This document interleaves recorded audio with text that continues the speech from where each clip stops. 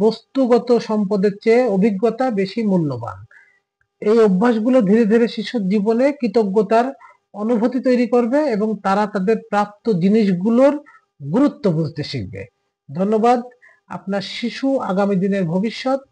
সন্তানকে কৃতজ্ঞতা শেখাতে ৮টি টিপস, যা প্রতিটি বাবা মায়ের শিখে রাখা জরুরি। বর্তমান যুগে বিজ্ঞাপন, নতুন গ্যাজেট এবং ট্রেন্ডের ভিড়ে শিশুদের জন্য সহজেই জিনিসগুলোকে স্বাভাবিক বলে ধরে নেওয়া সম্ভব। তাই কিভাবে তাদের কৃতজ্ঞ হতে শেখানো যায় তা জানা জরুরি। এখানে রয়েছে ৮টি কার্যকর টিপস, যা আপনার সন্তানকে তার প্রাপ্ত জিনিসগুলোর গুরুত্ব বুঝতে সহায়তা করবে। শিশুদেরকে মানবিকভাবে গড়ে তুলতে বা তাদের ভিতরে মানবিকতা জাগ্রত করতে তাদের কিছু টিপস শেখান। শিশুকে শেখান যে অন্যদের সাহায্য করাই তার কৃতজ্ঞতার প্রকৃত প্রকাশ। তাদের পুরনো খেলনা, পোশাক বা বই দান করতে উৎসাহিত করুন। এছাড়াও স্বেচ্ছাসেবী কাজ বা দাতব্য সংস্থার কাজে অংশগ্রহণ করানোর মাধ্যমে তারা দানের গুরুত্ব বুঝতে পারবে। কৃতজ্ঞতা প্রকাশের দৈনন্দিন অভ্যাস গড়ে তুলুন। প্রতিদিন কৃতজ্ঞতা প্রকাশের অভ্যাস শিশুকে জীবনের ইতিবাচক দিকগুলো উপলব্ধি করতে সাহায্য করে। আপনি তাদের দিনে একটি ভালো জিনিস নিয়ে কথা বলে উৎসাহিত করতে পারেন। যেমন রাতের খাবারের সময় বা ঘুমানোর আগে তাদের জিজ্ঞেস করুন, আজকের দিনে সবচেয়ে ভালো জিনিস কি হয়েছে।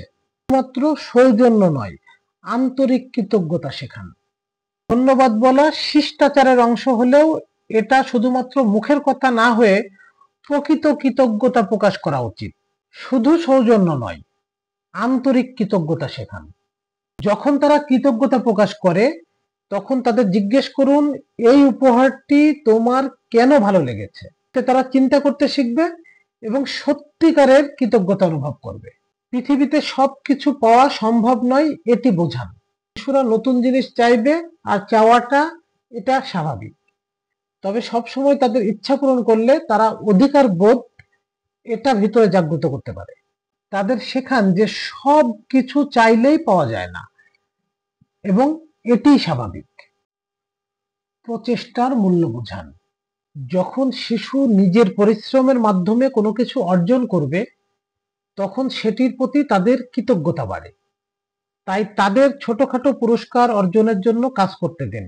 খেলনা কেনার টাকা জমানো, ঘরের কাজে ছোট ছোট কাজগুলোতে সাহায্য করা বা নতুন কোনো দক্ষতা তৈরি করা। অভিভাবক হিসেবে কৃতজ্ঞতার উদাহরণ তৈরি করুন। শিশুরা সবচেয়ে বেশি শেখে তাদের বাবা মাকে পর্যবেক্ষণ করে। আপনি যদি জীবনের ছোট ছোট জিনিসের প্রশংসা করেন তাহলে তারাও করবে।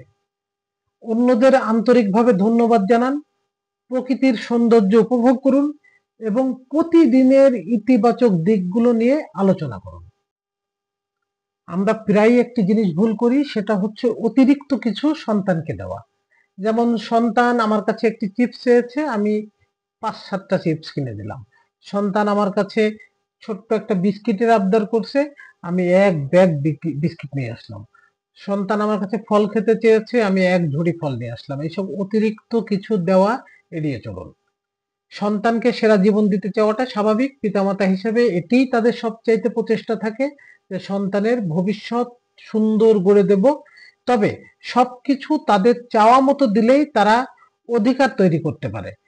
একটা ভিতরে অধিকার বোধ তৈরি করবে যে এটি আমার প্রাপ্য, এটি আমার। অতএব এই জায়গা সংকুচিত করুন। সব সময় তাদের দাবি পূরণ না করে বরং সীমা নির্ধারণ করুন এবং তাদের শেখান কিভাবে তারা যা আছে তা মূল্যায়ন করতে পারে। মানে সীমাটা নির্ধারণ করে এবং তাদের শেখাতে হবে কিভাবে তারা মানে যা আছে, যা বাবা মায়ের বা পরিবারে যা আছে সেটুকুর ভিতরে সন্তুষ্টি অর্জন করে মানে সেটুকুই মূল্যায়ন করতে পারে। বস্তুগত সম্পদের চাইতে অভিজ্ঞতার মূল্য শেখাতে হবে সন্তানকে।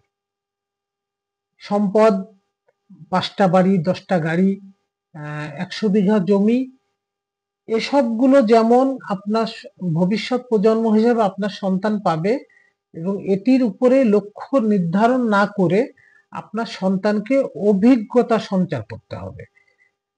বস্তুগত জিনিস স্বল্প মেয়াদী আনন্দ দেয়, কিন্তু অভিজ্ঞতা দীর্ঘমেয়াদী স্মৃতি তৈরি করে।